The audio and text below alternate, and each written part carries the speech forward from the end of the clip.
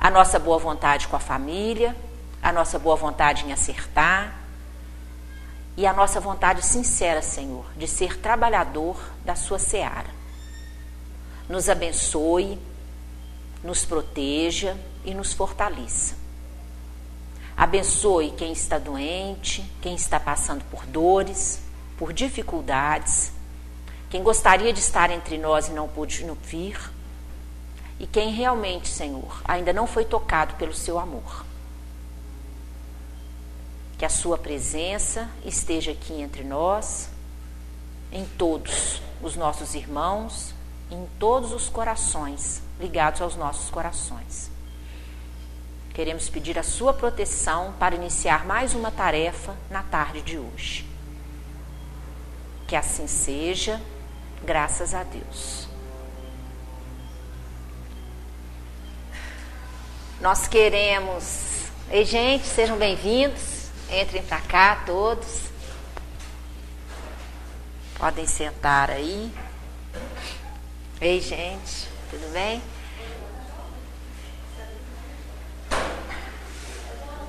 Joia, gente, todos bem-vindos. Nós estamos trabalhando o Evangelho de Jesus, né? E já estamos em Atos dos Apóstolos. Então é depois que Jesus já foi crucificado, já ressuscitou, e aí o que acontece depois com os apóstolos? Aí, seguindo toda essa caminhada, já estamos na conversão de Paulo. Então Pedro já construiu a casa do caminho, Paulo já se converteu, já fez as viagens e agora estava voltando nos lugares para despedir, não é isso? Porque ele iria em Jerusalém, ele até achou, antes de ir em Jerusalém, que a caminhada dele ia ser interrompida, né? Ele ia morrer porque foi tantos avisos que ele iria morrer em Jerusalém. Só que aí Abigail avisou ele que a jornada não ia terminar por ali. Que aí ele ainda ia conseguir realizar o grande sonho dele, que era de chegar em Roma, que é falar para os romanos do Evangelho. E aí, quando ele está voltando, ele para realmente em Jerusalém. A Andréia já trabalhou isso, a Tânia. Ele chega lá em Jerusalém e antes de chegar no templo, lá na casa do caminho, ele se resguarda e depois eles fazem uma preparação para poder ele não ter ele poder realmente ajudar a casa do caminho. Como que era essa preparação? Ele vai fazer os votos, que é uma série de rituais, e para poder falar ao templo sobre o que ele traz de novidade. A Andréia até trabalhou a humildade dele se submeter a isso, que já era um rigor externo, né, gente? Então ele se submete a esses votos para poder falar. Aí a Andréia começou a trabalhar o discurso, o discurso dele, e ele começa a falar em hebraico, né? Então tá todo mundo meio que conversando. Então ele fez os votos para poder ficar todo rigoroso com a lei. Aí ele tá conversando em hebraico, tá todo mundo conversando, ele começa o discurso em hebraico. Quando todo mundo vê que ele fala em hebraico, aí todo mundo já cala e começa a prestar atenção nele.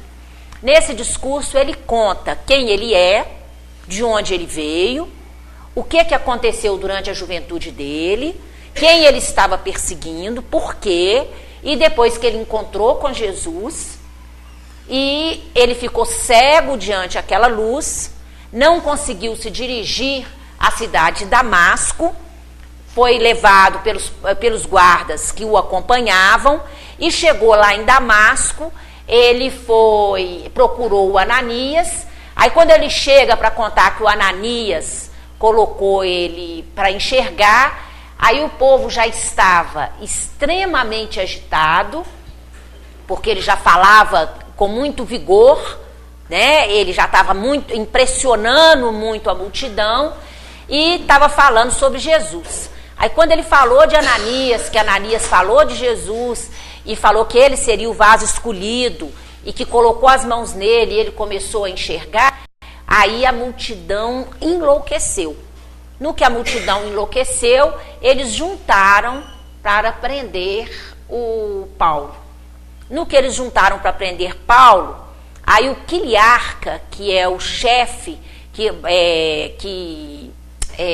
manda, que rege mais ou menos 1000 homens, pediu o centurião, que rege 100 homens, para poder prender Paulo, açoitar e prender. Isso ele está em Jerusalém? Em Jerusalém, no primeiro discurso, que ele vai para poder, através do discurso dele, convencer os anciões, os donos lá do templo. Ele vai nesse discurso para convencer, para eles pararem, através do discurso dele, de perseguir a casa do caminho. Ele vai para defender a casa do caminho.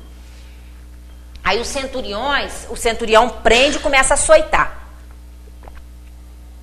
Aí de novo, né, gente, na hora que está no auge do açoite, aí ele fala assim pro centurião: fala lá com o quiliarca que eu sou, que se ele sabe, se ele não está contra a lei. Aí o centurião olhou assim: por quê? Pergunta para ele se ele pode prender e açoitar um cidadão romano sem julgamento. Aí o centurião parou de bater nele na mesma hora, foi lá e falou com o chefe dele. Falou assim: olha, aquele homem que nós estamos prendendo, por causa daquela confusão que deu lá na sinagoga, está falando que é cidadão romano. Aí ele, o quiliarca, né, muito forte, muito não sei o quê, falou assim: mas como assim? Não, ele está falando que é cidadão romano. É como assim, né, gente, nós vamos comprar um problema, isso aí não vai dar certo. Aí o quiliarca falou: então para. Aí foi lá para ele e falou assim: olha, eu paguei muito caro a minha cidadania romana. Como é que você fala que é romano? Ele falou assim: se você pagou, eu não sei. Eu nasci romano e tenho o direito de só ser açoitado depois que for julgado. Aí ele, o quiliarca, logo, né, ficou, mandou parar de bater e mandou levar ele lá para a prisão até resolver a demanda, certo? E na hora que vai resolvendo a demanda lá, aquela confusão, aí o quiliarca fala assim: não, eu vou aguardar até amanhã e amanhã nós resolvemos como é que vai ficar, como é que vai ser. E no outro dia ele vai mandar chamar os anciões para poder fazer de novo esse julgamento. Aí é muito interessante porque eu quero trabalhar alguns pontos. Nós vamos trabalhar junto com o Consolador e junto, se precisar eu leio a passagem, mas a passagem que a gente vai trabalhar hoje é essa, tá? Ele está fazendo o discurso, chega até a parte de Ananias, quando chega em Ananias dá esse alvoroço, e nesse alvoroço ele é preso, açoitado e fala que é cidadão romano.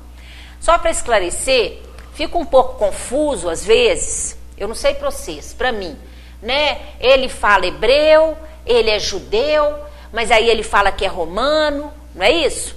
Mas tem a cultura grega, não é isso? Que não fica um pouco confuso às vezes? Principalmente que a gente não tem muita noção, é muito antigo e são outras referências de outro povo, de outro país. Então é só explicar, tá, gente? É como se ele fosse brasileiro, nascesse no Brasil, mas ele tivesse a religião espírita, tranquilo aí, gente? E falasse mais de uma língua. Paulo fala mais de uma língua. Fosse criado numa escola alemã. Vamos colocar assim, para vocês entenderem. Tá? É mais para o entendimento. Porque Paulo, na verdade, ele nasce, né, em Tarso. É tanto que é Paulo de Tarso. Tarsi ou Tarsus. Depende da tradução, se é em grego, se é em aramaico, se é em hebraico. Tá? Paulo de Tarso. Tarso está lá no reino, pertence, né? Tarso é uma cidade da Cilícia. E a Cilícia está na Ásia Menor. Então nós temos a Ásia Maior e a Ásia Menor, que é aquela península ali. A Ásia Menor, ela pertence a Roma.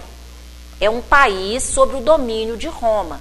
Então todo mundo que nasce na Ásia Menor é romano, tá? A Cilícia é um distrito da Ásia Menor pertencente a Roma.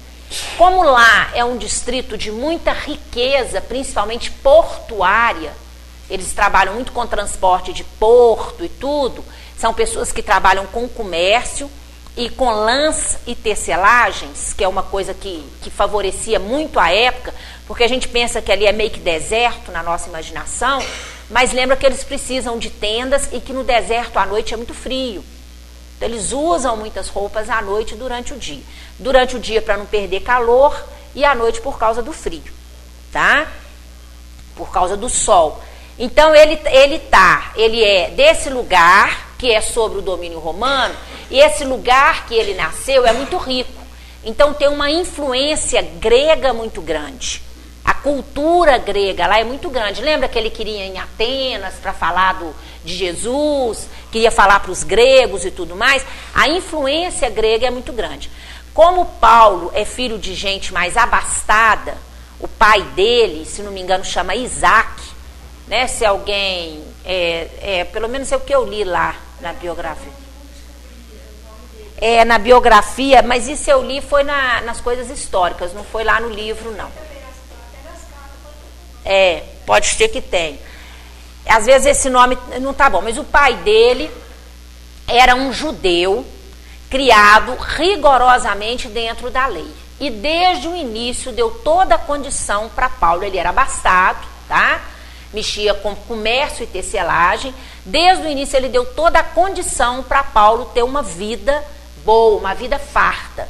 E não só isso, como a gente já estudou isso, e não é novidade, os judeus, os hebreus, judeus, que é a mesma coisa, que é uma religião, tá? Que é uma crença no Deus único, eles sempre criavam, independente da questão financeira, os filhos tinham que saber uma profissão, né?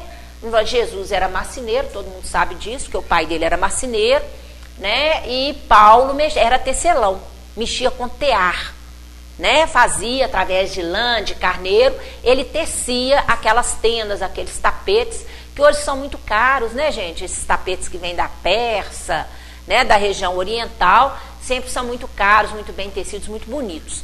Então, Paulo teve essa criação. Então ele tinha, porque às vezes isso pode dar confusão na gente. Eu fico achando às vezes que Paulo é grego, ou que Paulo é hebreu, ou é judeu. Não, ele é romano, porque a cidade de Tarso é pertencente a Roma, ao domínio de Roma. Ele nasceu romano, ele não comprou cidadania romana. Porque quando você nascia em um território que não era de Roma, mas queria pertencer à nação romana, que era muito rica, né, principalmente culturalmente, aí você comprava, viu que o quiliarca falou com ele, eu comprei a minha cidadania. E você? Não, eu não comprei, eu nasci. Então a pessoa comprava. Ele nasceu romano, foi criado na religião judeu, hebreu, falava essa língua inclusive, e teve cultura, foi ensinado a ler, a escrever e tudo mais. Antes de entrar para o templo e virar doutor na lei, sobre a inspeção do Gamaliel, que foi o tutor dele, que foi o mentor, o professor dele, ele teve uma educação grega, porque aonde ele morava era chique, é igual aqui, você quer dar uma educação, qual que são as melhores escolas que nós temos? É o Santo Agostinho, é o Santo Antônio, não é assim? É o Loyola, não é? Vocês sabem que de que religião que são essas escolas? Vocês sabem de que coisa? Vocês sabiam que essas escolas têm uma religião? Tem um fundamento? Católicas, são escolas católicas. Tá? A Marista, que é da Igreja de Maria, o Santo Agostinho, tá, gente? O Loyola, são igrejas católicas. Então ele foi criado numa escola grega. Ele tinha essa religião grega. Então vamos observar. Eu acho muito interessante, que eu quero entender uma coisa, né? Ele é romano, olha, você vê que é muito bem preparado, né? Ele é rico, ele é bem abastado, ele é romano, tem uma cultura, fala várias línguas, tem uma cultura grega, que era a melhor da época, mais refinada, e é criado numa religião muito rigorosa, que é a que ia preceder a vinda do Cristo, né? Que são os hebreus, que são os judeus. E aí, quando Ananias encontra com ele, chama ele de vaso escolhido. Não é interessante isso? Paulo é o vaso escolhido. É. Não consciente. Vamos pensar, por que será que intitula Paulo de vaso escolhido? Quando eu falo para vocês assim, Paulo é o vaso escolhido, o que vocês pensam? Alguém quer falar alguma coisa? Eu penso a classe que ele tinha, a postura e as condições de fazer aquilo que o Cristo fez. Aquilo que o Cristo fez. Isso, ele tinha um patrimônio para poder prosseguir o trabalho do Cristo. Alguém pensa mais alguma coisa? Quando Ananias fala o seu vaso escolhido, muitas vezes vocês já ouviram isso, não já, gente? Paulo é o vaso escolhido? Por que vaso? Porque vaso escolhido. Vaso que guarda coisas. Exato. E ele era a pessoa que ia guardar todos os ensinamentos do Cristo para poder divulgar. Exatamente. Ele é um vaso escolhido, pelo que a dona Antônia falou. Vocês estão entendendo, gente? O vaso, qual que é a finalidade de um vaso? Eu comprei um vaso. São vários tipos de vasos, né? Mas vamos colocar um vaso de flores. Ou um jarro, um vaso que vai guardar água. Qual que é a finalidade? Guardar. Não é comportar alguma coisa? Então, exato. Ele era o vaso escolhido. Então, ele era o vaso, ele tinha capacidade de guardar, ele já tinha conteúdo guardado, tá? Ele tinha capacidade para guardar os ensinamentos que seriam adentrados ao que ele já tinha. Então ele ia acrescentar naquele vaso, e uma vez que esse vaso é guardado, você coloca um vaso na água, você não pode distribuir aquela água que você põe? Aquele conhecimento poderia ser disseminado, poderia ser distribuído. Por isso o vaso escolhido, tá? Já tinha um embasamento, tinha capacidade para guardar, então ele tinha o intelecto, ele tinha a característica da formação moral e intelectual, a característica de ter a titulação, tá? Porque ali ele poderia transitar entre os povos, não só a titulação da cidadania, mas a titulação da língua, ele falava outras línguas do conhecimento, então ele tinha a estrutura de um vaso. Entra para cá, amiga. Entra para cá, aí tá frio. Pega uma cadeira aqui pra você me ajudar.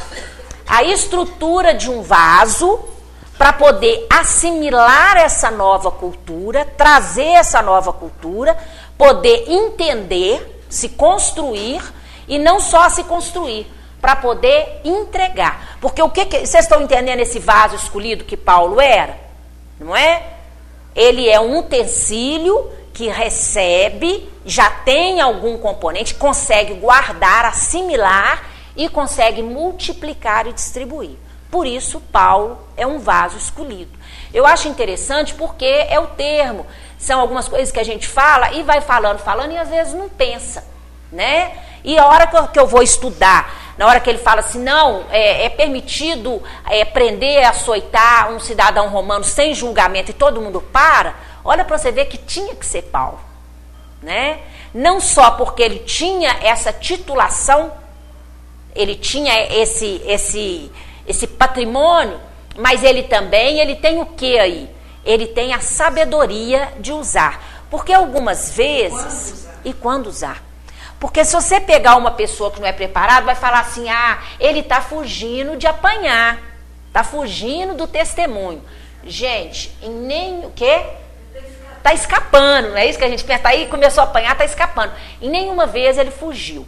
Só que quando ele via, isso, gente, é o que a gente tem que ter, é bom senso.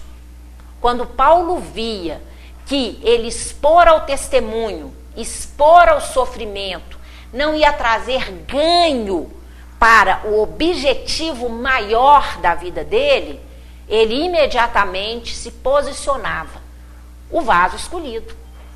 Ele se posicionava com a sua titulação, se posicionava, e não é só a titulação de ser romano, não, de falar várias línguas, de entender das leis, não é isso? De poder levar isso, porque não adianta, gente, tem ganho para Jesus a gente ficar achando que ficando doente, sofrendo, dando um de coitadinho, não é isso? Apanhando, na cama, nós vamos estar ajudando na obra. Isso não ajuda. Isso vai ajudar outra pessoa, que é quem cuida da gente. Quem cuida da gente vai ser ótimo, porque ele vai ganhar muitos pontos. Nós vamos estar o quê? Roubando o tempo do Criador. Nós vamos estar perdendo o tempo. Paulo está lá. um testemunho. Ele não está fugindo, ele não está escapando. Na hora que ele viu que aquilo ali não ia servir para ele, não ia ajudar, ele ainda queria chegar em Roma, ele estava em Jerusalém, aí já são as últimas passagens dele pela terra. Ele queria chegar em Roma, ele queria falar com César, ele queria falar com o povo romano. E ele vê que apanhar ali, morrer ali não vai adiantar, ele logo se fala. Por que que em outras vezes ele não falou que era cidadão romano? Porque não ia mudar, nem para ele falar, tá? E nem o que iria acontecer. Quando ele vê que vai mudar, e ele vai mudar para quê? Para colocar o objetivo maior da vida dele. O objetivo maior da vida de Paulo, viu, gente? Ele viveu depois que ele encontrou Jesus para propagar o evangelho o tempo inteiro. Ah, Márcia, mas ele foi para o deserto para poder propagar o evangelho dentro dele mesmo. Ah, Márcia, mas ele foi para o tempo inteiro. Se você observar, isso quem está falando não sou eu não, tá, gente? Quem fala é Emmanuel, tá? Ele sabe qual que é o motivo da estadia dele aqui na Terra. Ele tem a clareza e ele o tempo inteiro propaga o evangelho. Ai, Márcia, mas é muito estranho alguém que sai e propaga o evangelho. Agora ele propaga o evangelho e não vive às custas de ninguém. O tempo inteiro que ele propaga o evangelho, ele trabalha. E outra coisa, ele liga o homem a Deus pelo trabalho. Que o tempo inteiro ele coloca que o trabalho não é castigo nem sofrimento.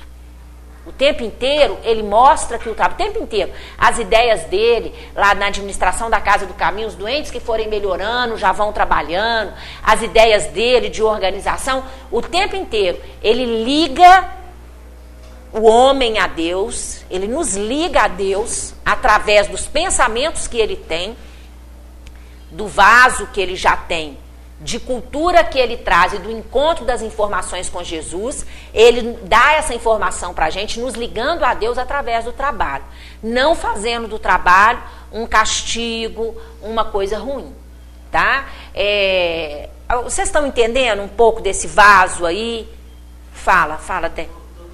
Eu já vi esse livro duas vezes, mas aí só agora nessa passagem, eu não sei se eu estou errado, aí eu quero compartilhar com vocês. Claro. Se existe uma semelhança entre essa atitude de Paulo quando ele lança a mão da cidadania romana e de Tiago quando falava da primeira lei lá na Casa do Caminho para evitar que a Casa do Caminho sofresse mais perseguições, né? Tem uma semelhança. Agora a gente entende essa semelhança mesmo quando Paulo, não sei se você vai lembrar dessa parte, quando Paulo encontra Tiago, antes dele fazer esse discurso, que Tiago vai compartilhando, e ele já vê Tiago com outros olhos, tá? Porque no início, quando a gente lê o livro a primeira vez, o que a gente pensa é que Tiago está morrendo de medo, de represálias. Aí quando ele vai conversar com Paulo nesse encontro, ele já deixa muito claro para Paulo exatamente isso que você está falando. O tempo inteiro eu estava tentando preservar aquele trabalho que a gente fazia através daquela minha atitude. Parecendo às vezes que era, entre aspas, falso, parecendo que eu estava adorando um e servindo o outro, não. Eu estava tentando, era preservar o trabalho. Porque Paulo, inclusive, vê ele assim completamente mudado. Eu acho que quem estava mudado não era Tiago, não. Quem estava mudado era Paulo. Porque no primeiro momento isso não soa bem para Paulo. Não, Nossa Senhora, Paulo tem pavor, ele acha que é uma heresia. Né? Você está já propagando uma ideia nova, propagando Jesus, e ele lendo, Torá, se não me engano que fala, ajoelhado e tudo mais. Entendeu? E falando das leis e tudo. Aí o povo chegava e falava assim, não, com isso nós não mexer não, porque, né, ler o livro sagrado ajoelhado é demais. E na verdade o que ele queria? Era não perder aquele trabalho que ele estava desenvolvendo. Eu enxerguei essa similaridade. Exatamente, a hora que ele fala que é cidadania, porque aí a gente tem que ver o bom senso de você às vezes não deixar. Porque o que ia acontecer ali? Ele ia morrer, não sei o quê, ia ser espancado, açoitado, e o que ele trouxe de palavra não seria disseminado. O conteúdo que ele trouxe no vaso não iria ser distribuído, potencializado, multiplicado, e nem iria alimentar ninguém. Então, por isso que eu fico muito tranquila e também na hora que a gente lê, e pelas coisas que Emmanuel fala, do que ele traz para se defender ali, não fugindo de testemunho absolutamente, mas de tentando deixar claro que aquela missão dele ali tinha que continuar, ainda não estava na hora. Aí ele utiliza do título. É tanto que ele vai fazer o discurso, né, gente? Ele poderia fazer nas línguas que ele conhecia. Ele faz em qual língua? Hebraico. Na hora que ele começa a falar em hebraico, todo mundo cala. Estava todo mundo já querendo apedrejar, já querendo tumultuar. Ele começa falando, e ele começa falando, é muito legal, depois se vocês quiserem eu leio, ele começa falando assim, que varões, anciões, eu sou tão temente a Deus quanto vocês. Isso que vocês fazem, que estava perseguindo já os cristãos de novo, eu também já fiz. Então, assim, ele entra, o discurso dele é muito bom, a palavra dele é muito firme, tá? Se nós formos observar o processo da perseguição quando começou, quando eu estava vendo no início, como é que ele começou essa perseguição, né? Quando ele começou a perseguição e que ele conseguiu a carta para ampliar o processo para que ele fosse atrás de Ananias, Isso. ele, com aquele discurso maravilhoso, com a intelectualidade que ele tinha, ele convence o Sinédrio que Ananias estava complicando a cabeça daquelas pessoas. Então, olha a responsabilidade nossa com o nosso potencial. Então, do jeito que Saulo colocou para os doutores da lei, Na hora ele ganhou a carta. Ninguém teve dúvida que tinha que autorizar Saulo. Então, ele fez o discurso de tal forma que o povo de Damasco estava sendo exposto a ideias totalmente contrárias A lei. à lei. Olha o nosso compromisso com o verbo. Quando ele fala, né, que ele está amarrado ao poste do martírio, e que ele pensa, mas puxa vida, será que se eu usar o meu título de romano, eu não estarei fugindo? Aí ele pensa, não vou estar fugindo não, porque eu preciso seguir a Jesus. O meu corpo não vai aguentar esses castigos. E o Cristo não precisa de mim morto. Exatamente. O Cristo não precisa da gente nem morto, nem doente. Pode falar, Carlos. Você está falando, então, para mim, muita coisa que você disse hoje é novidade. Você não está acreditando, né?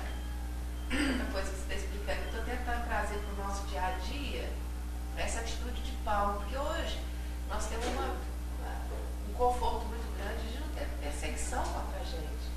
A gente pode, isso é um conforto que a gente não dá valor. É perseguição clara, né? Porque a gente sabe que, deixa eu te explicar às vezes, assim, de desencarnado tem um monte de perseguição o tempo inteiro, que nós temos que ficar ativo. Direta, não. Direta, que já nos ajuda muito. Isso. Deixa por nossa conta nossas escolhas, isso é um alívio muito grande. Nós temos uma perseguição hoje muito maior, que é dos títulos inibitórios. Que você falou. Dos títulos inibitórios, isso é bom. Tudo nos inibe de ter a entrega. Tudo que nós temos hoje, nós somos tão pequenos que nós não valorizamos as coisas boas que nós temos ao nosso redor para realmente servir. A gente espera perder para poder ficar com a fé viva. Espera. Às vezes tem que ter uma perda para a gente realmente ficar fervoroso. Pensando e trazendo para o dia a dia. E eu fico pensando nessa postura que Paulo teve, que a gente tem muitas oportunidades de ter essa postura, que é o sim, sim, não, não. Né? Assim, isso, bem firme. Firme, que é o vigor do Paulo. Determinada coisa você fala assim, não, isso aqui é porque eu tenho que passar por isso. Isso aqui é porque eu preciso dessa coisa. E essa postura de reflexão é tão importante isso no nosso dia. Será que isso aqui está sendo útil mesmo? Exatamente. Será que às vezes eu preciso de falar um não com meu marido para ele ficar mais atento, um não com meu filho, dar um basta no meu chefe, não sair assim feito doida, né? Você tá entendendo o que eu estou falando? Mas ter uma postura firme, não tão servil, não tão... Que aí seria o equilíbrio, que é o bom senso, né? Agora, o que eu acho que é interessante é isso. O que eu acho que é interessante é uma das coisas que você falou, numa coisa que eu quero trabalhar hoje também. Esse vigor do Paulo é uma coisa que mexe muito com a gente, vocês já observaram? É uma coisa muito boa, né? Quando você lê lá, você fica assim, nossa, e muitas vezes eu não entendi, porque eu pensava assim, ele era doutor da lei, quando ele teve aquele encontro com Jesus, quando eu li as primeiras vezes, depois não, depois eu entendi. Eu falava assim, por que ele não faz, né, ele finge que ele continua judeu, que ele não conheceu Jesus e não faz por outro caminho. Não tem como, né, gente? Ele viu Jesus, não tem como. Mudou a cabeça dele, né? Abriu, não tem como voltar atrás, não tem como. Ele não via sinceridade dentro do farisaísmo. Não via sinceridade, não tinha como ele voltar atrás. Mas a hora que você lê o livro e começa a observar esses detalhes e essas partes, eu fiquei pensando muito no Paulo e na gente, querendo, claro, trazer para o dia a dia e comparar, como ferramenta, como instrumento. Nós como instrumento. Vamos só fazer uma analogia com Paulo. Vamos supor que Paulo, né, um instrumento, fosse, vamos colocar lá uma enxada. Não é isso? Você vê, vamos supor que Paulo fosse um instrumento, uma enxada, uma foice, um instrumento bem guerreiro.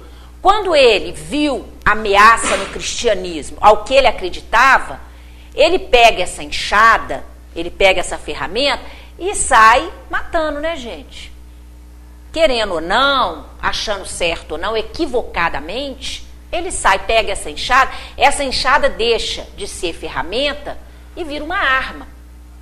Por quê? Ele trucidou pessoas, famílias, mandou prender, perseguir, tirar o comércio, né? Ele pega essa enxada, que seria a palavra e o verbo, e consegue uma carta para prender e exterminar Ananias. Fora a autoridade que ele deu para tanta gente. Exato. Distribuiu a autoridade para um tanto de pessoas fazer o que ele, em nome dele, não é o que ele... o exemplo dele. Então ele pega uma coisa preciosa, que é essa capacidade de convencimento, que é esse vaso que ele tem, que é esse patrimônio, e equivocadamente coloca para poder destruir. Agora, com a mesma enxada, é a mesma enxada. Quando ele vê Jesus, arrepende. Ô, gente, Paulo não fica chorando, ai, quantas pessoas que eu matei, igual a gente fica, não. Quantas pessoas, não. Com a mesma ferramenta, sendo a mesma ferramenta. Paulo não tem outro corpo, não tem outra formação, não tem outra língua. É o mesmo Paulo.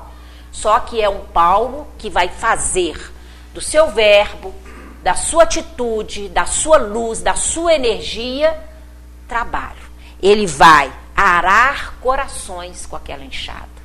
Ele arou corações. Ele foi em cidades, em lugares, em províncias distantes. Ele arou corações, ele plantou esperança, gente que não tinha mais esperança das coisas. Paulo planta esperança no coração. O Cristo veio, o Cristo trouxe essa mensagem. O Cristo falou para a gente viver assim, tá? Ele semeou o amor através das suas cartas. Que a gente já estudou as cartas, que as cartas de Paulo, que depois nós vamos estudar cada uma separadamente, tá? São... palavras vindas diretamente de Jesus. De Jesus. A gente estuda direitinho, ó, agora eu vou deixar Estevão do seu lado. Agora eu vou te orientar o que você vai falar para cada um. Então são palavras de Jesus. Ele semeia o amor. Ele espalha, né? Ele ara os corações, planta a esperança, semeia amor e espalha o evangelho. Através da mesma palavra que ele perseguiu os cristãos.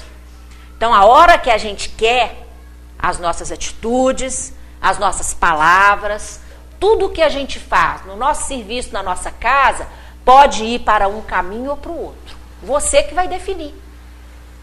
Se a sua ferramenta, não é isso, dona Noemi?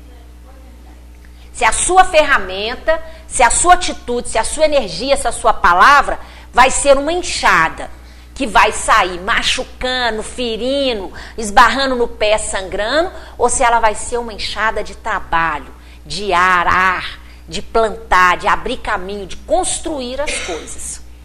Porque, gente, Paulo não mudou de encarnação, Paulo não mudou de corpo, de cor, de cidadania, ele não deixou de ser romano, ele não deixou de ser hebreu. Uma letrinha do nome. A única A única coisa. Não, e bem depois que ele converteu, né, Carlinhos? Se fosse falar isso e coisas que eram comum. E outra coisa, troca uma letra do nome, mas só vou te lembrar uma coisa. É mudando só de língua.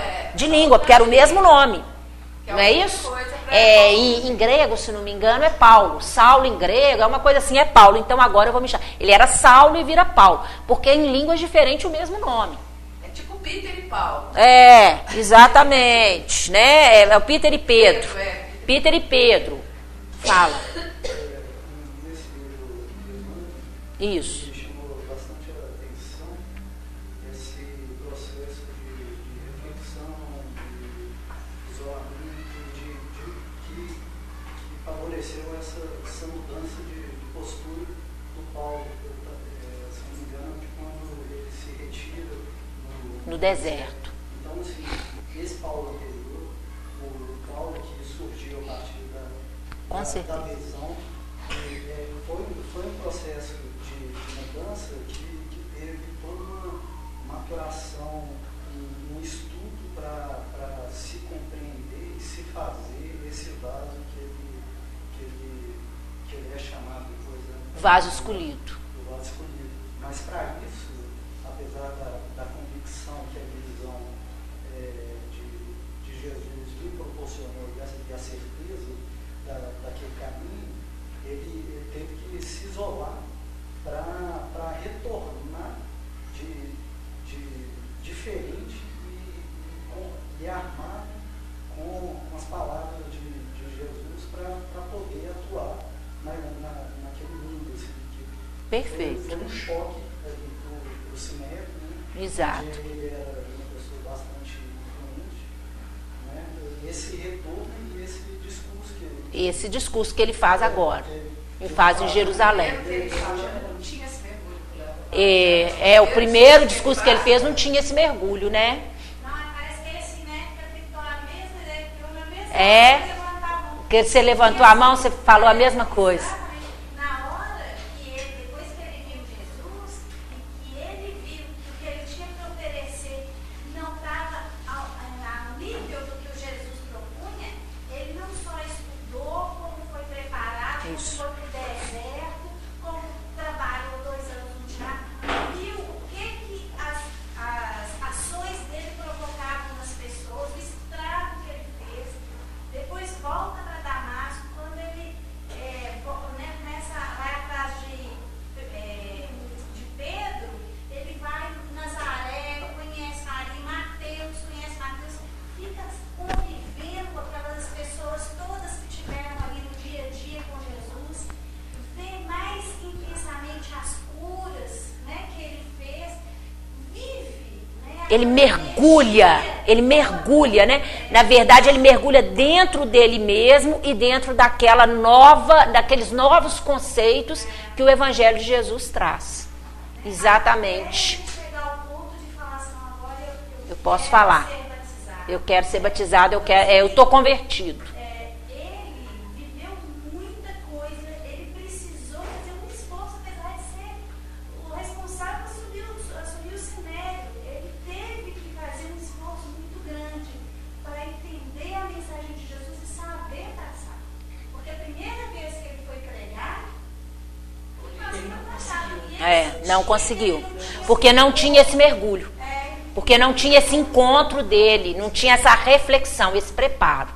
Essa preparação, esse autoconhecimento, esse preparo para ser esse vaso escolhido. Agora, é assim, eu não sei se vocês observaram, né, tanto, né, eu gostei muito de pensar, por isso que eu quis trazer essa ideia do vaso escolhido e da ferramenta. Agora, vocês observaram assim, foi tumultuado, ele vai para o deserto, no deserto ele encontra um casal que em nome dele foi muito prejudicado, né, que é o Áquila e a Prisca. Então, eu queria, a Áquila, né, que eu acho, isso mesmo. E aí, eu queria muito falar com vocês uma coisa. Nenhum momento a gente observa em Paulo um sofrimento de sofrer. Vocês já observaram isso? De dor assim absoluta. O que a gente... Não é? Apanhou até jogar. Sabe o que a gente observa? Que o tempo inteiro, isso que vocês dois falaram, é o que eu trouxe hoje também. o tempo inteiro que ele está nessa autoconhecimento, nessa busca, a gente vê um Paulo não sofrendo, mas um Paulo experienciando. Um Paulo vivendo cada momento, sugando o melhor que aquele momento traz e ficando mais forte para se apresentar. Como se ele assim, nascesse de novo, com o mesmo porfismo, nascesse no campo do espiritual. Do espiritual. Base, e renascesse de novo para o campo do amor. Ninguém vivia mais na lei, na justiça. Exato. Na lei do Criador de Jesus, na lei do amor.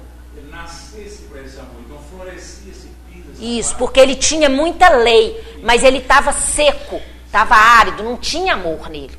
É tanto que ele ouviu falar de Jesus, não, vamos apedrejar. Ele fala isso no discurso dele, que ele ajudou, segurou as roupas de quem apedrejou Estevão.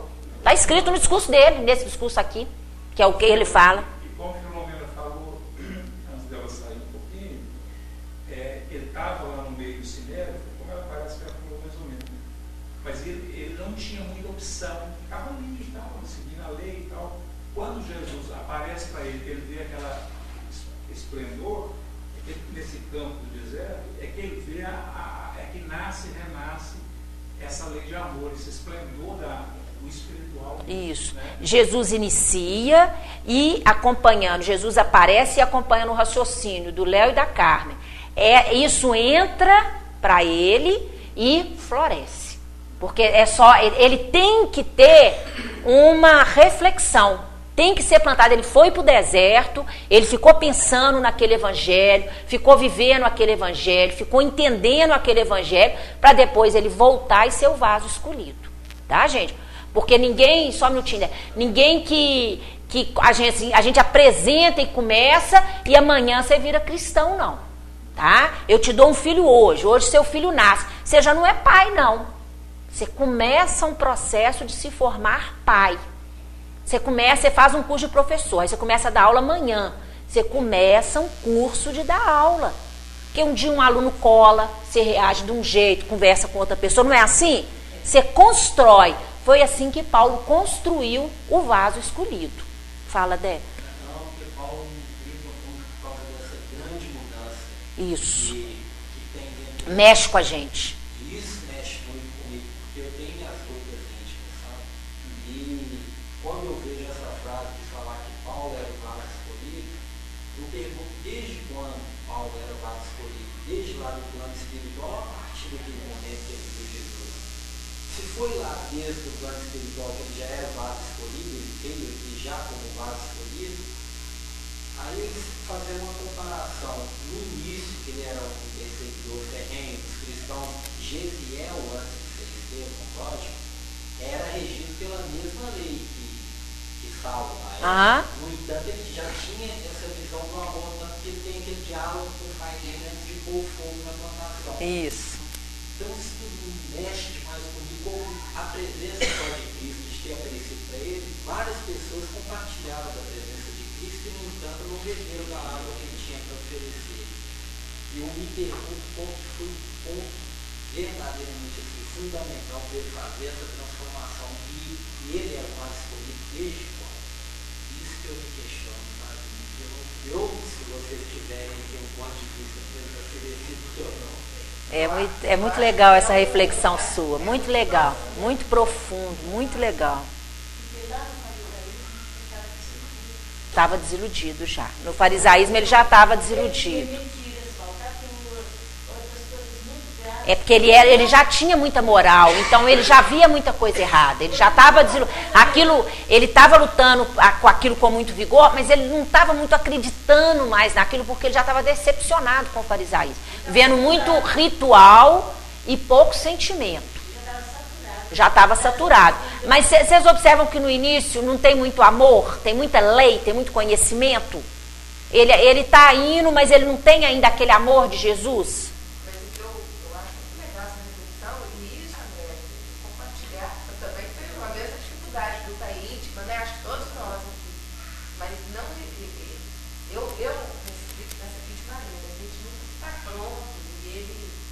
É uma construção de várias coisas. Eu acho que para Paulo Abigail, veio do Estevão, de várias coisas que ele foi vendo, da própria palestra do Estevão que ele participa, e isso vai montando como se fosse uma coxa de retalho, e ao final se constrói esse vaso. Porque Jesus poderia ter aparecido para ele muito antes. Você concorda? Não precisava de ter sido nada. Já tinha morrido muita gente. Já tinha morrido muita gente. Poderia ser no dia que ele Foi lá no Estevão. E falou assim, não, vai apedrejar o Estevão. Não. Jesus poderia ter aparecido ele, se concorda? Mas ele não estava pronto. Ele ainda não estava pronto. Eu acho que a gente vai se construindo, falando agora na construção do nosso projeto. E falo por mim. E a gente vai se construindo e aos poucos Jesus vai aparecendo para a gente. E tem horas que ele aparece para a gente, mas, como apareceu para Paulo, né? Mais assim... Vigoroso, né? Não tem como, mas... Não tem como, você fala assim, não. Ele se rende. Tá aqui comigo. Ele rende, você rende. Entendeu? Então eu acho que é uma construção. Não tem jeito de a gente falar, será que ele veio em vaso pronto no plano espiritual? Será que ele fez aqui?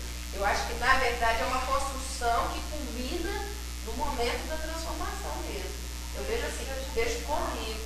O Emmanuel esteve com Jesus lá, e Jesus falou, pô, agora eu estou doente, porque naquela hora não foi Jesus, ele esteve com Jesus, estava no momento. Ele tinha tudo, tinha bagagem, mas ainda não estava maduro. E não precisou de ser dois. Emmanuel, a hora que encontra, ele ajoelha. A hora que ele encontra com Jesus, ele cai de joelho no chão, ele fica com vergonha, que ele é um senador romano. Ele cai de joelho. Eu chorei também. Eu chorei. Ele ajoelha e não tem a conversão que Paulo tem. Isso é muito interessante.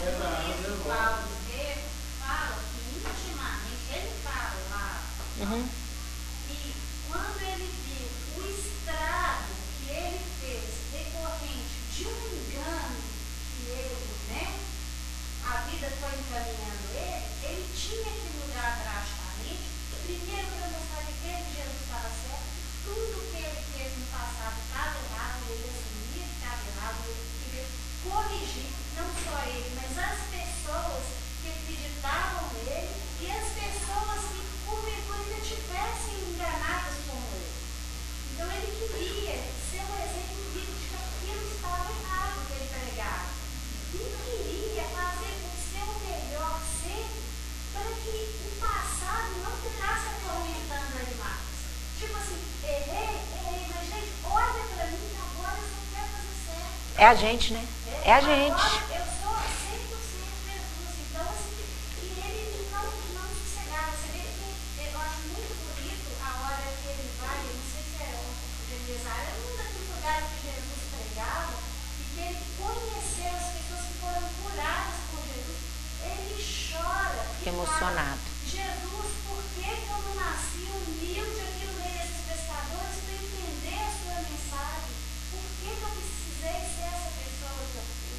Sabe, a partir de agora eu serei outra. E foi outra. E construiu outra pessoa, e construiu outro ideal, e foi. Exatamente. E O povo tinha medo dele, tinha quase que tinha que disfarçar, não podia falar que era Saulo de Tarso. de tanto que ficou perseguido. E o que eu acho muito importante, Ele era associado com crueldade, com dor, com perda e com morte, com verdade, com lei, né? Eu não sei que momento ele foi o vaso escolhido, sabe, Dé? Se foi, eu não sei se foi com a hora que ele viu, não, mas se foi antes do plano espiritual, já viu possibilidades, ou se foi qual que era a bagagem dele, ou se foi na hora que ele viu, ou se foi na hora que ele foi no deserto, ou na hora lá em Genezaré, eu não sei o exato. O que eu posso falar, assim, com tanto que eu estudo e que eu vejo, que todos nós somos vasos escolhidos. Todos nós aqui dentro somos vasos escolhidos. Escolhidos para quê? Para disseminar o amor. Disseminar que amor? Disseminar como? Mostrando a nossa mudança, mostrando o nosso melhor lado no dia a dia.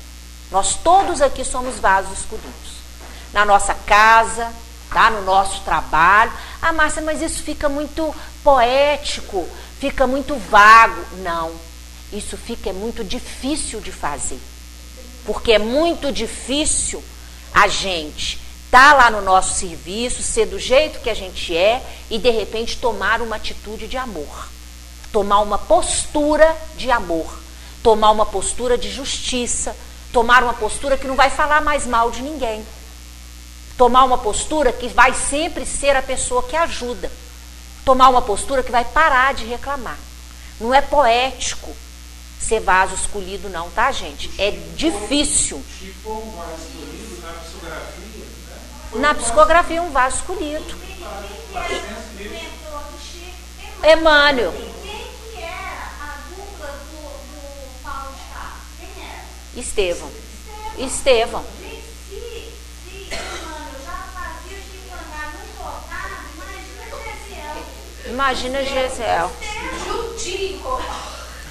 Não. Se ele soltasse um pouquinho. E agora você fala assim, é romântico, né, gente? Falar.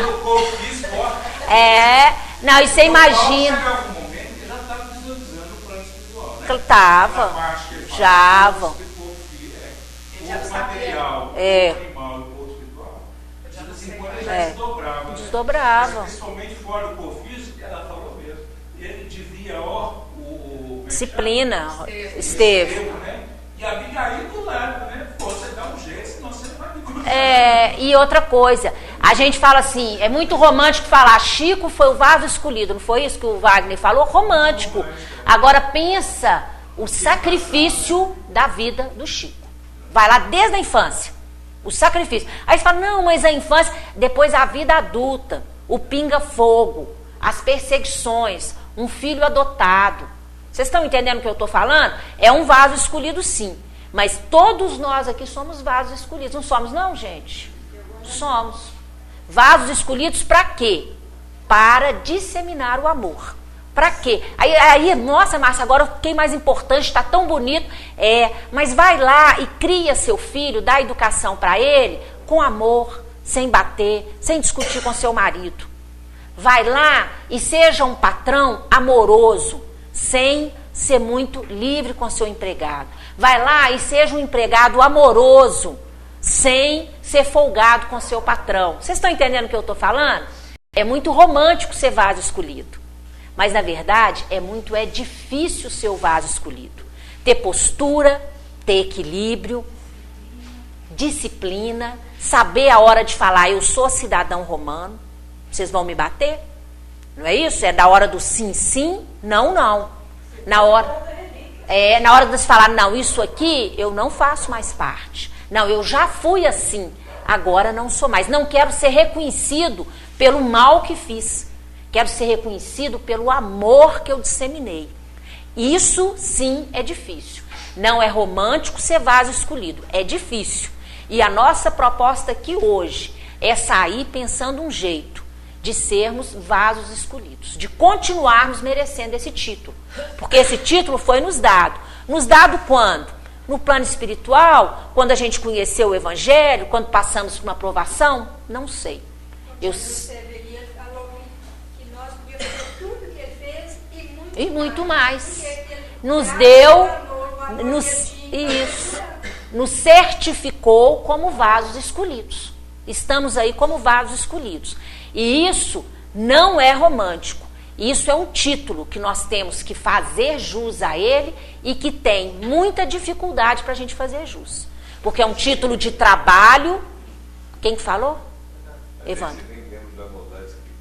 Nem lembro. Só lembra da bondade. Muito bom.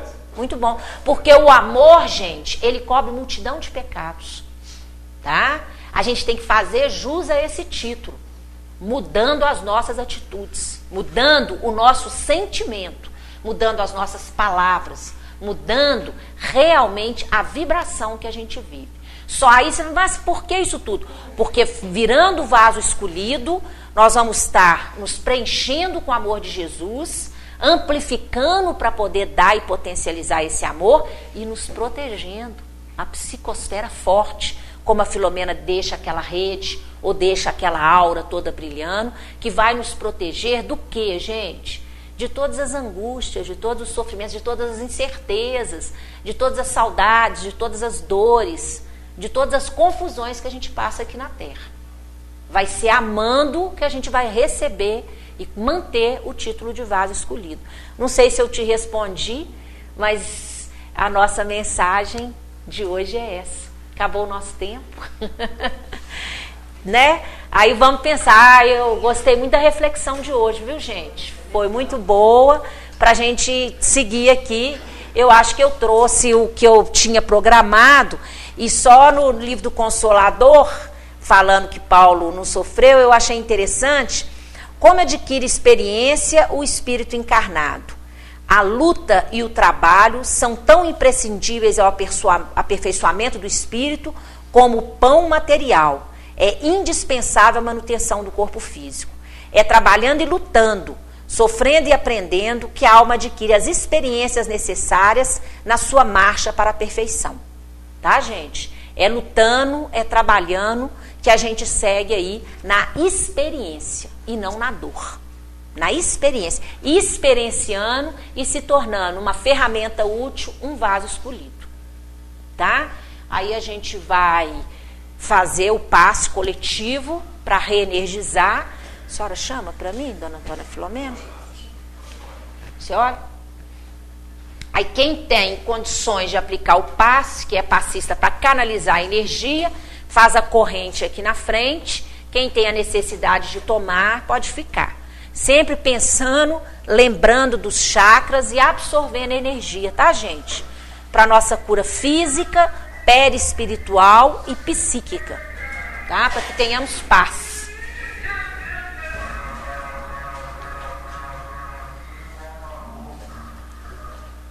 Marco, tem lugar aqui, ó.